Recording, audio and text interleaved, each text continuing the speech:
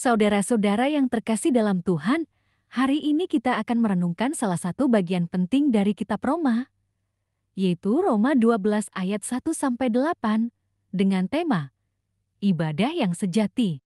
Sahabatku, Rasul Paulus dalam bagian ini mengajarkan kita tentang esensi ibadah yang benar, bukan sekadar ritual atau seremonial belaka, melainkan sebuah hidup yang dipersembahkan kepada Allah. Ibadah bukan hanya apa yang kita lakukan di hari Minggu, tetapi bagaimana kita hidup setiap hari, menampilkan kesalehan dan penyerahan diri yang tulus. Mari kita bersama membuka hati dan pikiran kita, agar firman Tuhan ini berbicara kepada kita dan mengubah hidup kita untuk lebih memuliakannya. Saudara-saudara yang terkasih, dalam Roma 12 ayat 1, Paulus berkata, "Karena itu, saudara-saudara, demi kemurahan Allah aku menasihatkan kamu, supaya kamu mempersembahkan tubuhmu sebagai persembahan yang hidup, yang kudus dan yang berkenan kepada Allah. Itu adalah ibadahmu yang sejati." Tafsiran kata "demi kemurahan Allah" menegaskan bahwa anugerahnya adalah dasar segala panggilan kita untuk hidup beribadah. Segala sesuatu yang kita lakukan bukan karena kemampuan atau kekuatan kita, tetapi karena kemurahan Allah yang telah menyelamatkan kita. Persembahan tubuh di sini berarti menyerahkan seluruh aspek kehidupan kita kepada Tuhan. Bukan hanya pikiran atau hati kita, melainkan juga tindakan kita, pekerjaan kita, hubungan kita dengan sesama. Semuanya dipersembahkan kepada Tuhan. Ibadah sejati bukanlah sekadar datang ke gereja, melainkan hidup setiap hari dengan kesadaran bahwa kita adalah milik Tuhan. Kita dipanggil untuk hidup kudus dan berkenan kepadanya, bukan untuk menyenangkan diri sendiri atau orang lain. Paulus kemudian melanjutkan dalam ayat 2, "Janganlah kamu menjadi serupa dengan dunia ini, tetapi berubahlah oleh pembaharuan budimu, sehingga kamu dapat membedakan manakah kehendak Allah, apa yang baik, yang berkenan kepadanya, dan yang sempurna." Di sini, Paulus menekankan pentingnya pembaharuan budi, atau dalam kata lain, transformasi pikiran kita. Dunia ini seringkali mempengaruhi cara berpikir dan hidup kita, tetapi kita dipanggil untuk berbeda. Kita harus membiarkan firman Tuhan membentuk cara kita berpikir, menilai, dan bertindak. Ini mengajarkan kepada kita bahwa ibadah sejati mencakup pembaharuan mental dan spiritual. Kita dipanggil untuk tidak mengikuti pola pikir dunia yang egois, tetapi memfokuskan pikiran kita pada kehendak Allah, apa yang baik, berkenan, dan sempurna menurutnya. Pembaruan budi ini adalah proses seumur hidup, dan harus terus-menerus kita lakukan dengan membaca firman Tuhan dan menjalani hidup dalam ketaatan. Pada ayat-ayat selanjutnya, Roma 12 ayat 3-8, Paulus berbicara tentang bagaimana hidup dalam komunitas tubuh Kristus. Kita masing-masing memiliki karunia yang berbeda-beda, dan tugas kita adalah menggunakan karunia tersebut untuk melayani sesama dengan kerendahan hati.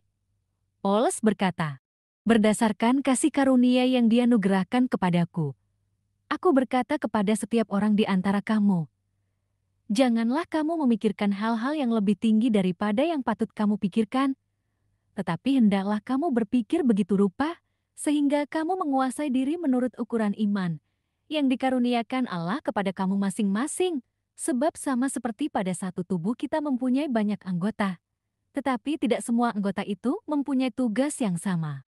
Demikian juga kita, walaupun banyak, adalah satu tubuh di dalam Kristus, tetapi kita masing-masing adalah anggota yang seorang terhadap yang lain. Demikianlah kita mempunyai karunia yang berlain-lainan, menurut kasih karunia yang dianugerahkan kepada kita.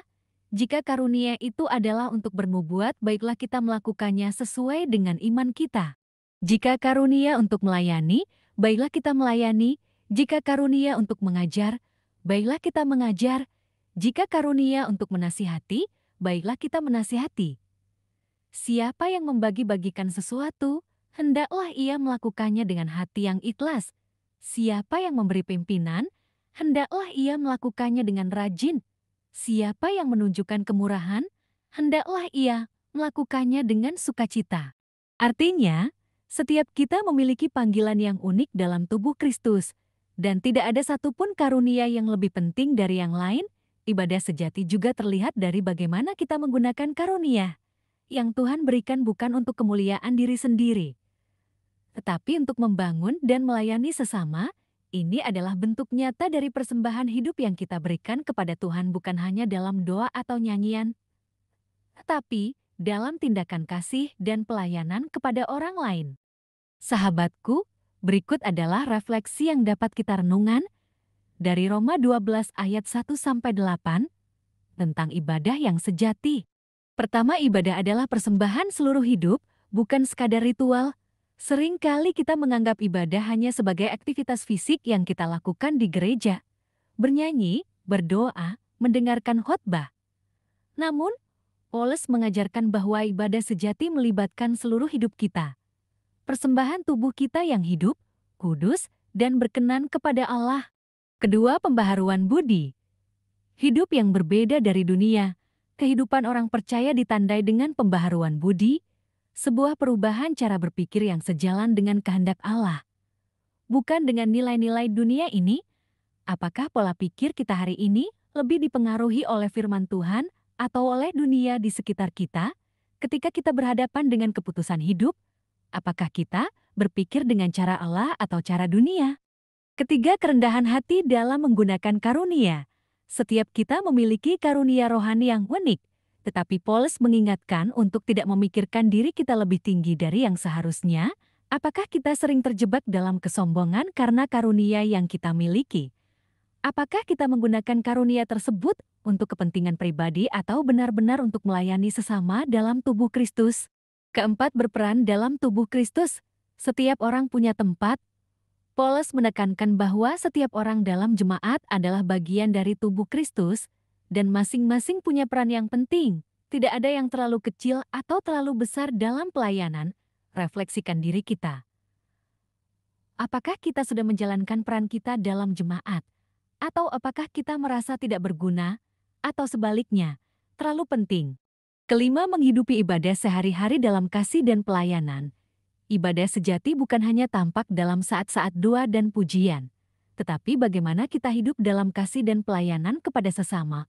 Refleksikanlah, apakah kehidupan kita sudah mencerminkan kasih Kristus? Mari kita terus memeriksa hati kita dan memastikan bahwa segala sesuatu yang kita lakukan dilakukan dengan kasih yang tulus, sebagai bentuk ibadah yang hidup di hadapan Tuhan. Penutup, saudara-saudara, marilah kita merenungkan pesan dari Roma 12 ayat 1-8 ini. Ibadah yang sejati bukanlah sekadar formalitas atau rutinitas, tetapi sebuah kehidupan yang dipersembahkan sepenuhnya kepada Tuhan. Ini melibatkan pembaruan pikiran kita, hidup yang kudus, dan penggunaan karunia kita untuk melayani tubuh Kristus. Allah memanggil kita untuk tidak hanya menjadi pendengar firman, tetapi pelaku firman. Marilah kita dengan rendah hati, taat, dan setia menjalani hidup yang berkenan kepada Tuhan. Inilah bentuk ibadah yang sejati, yang memuliakan Allah dan membawa berkat bagi sesama. Amin.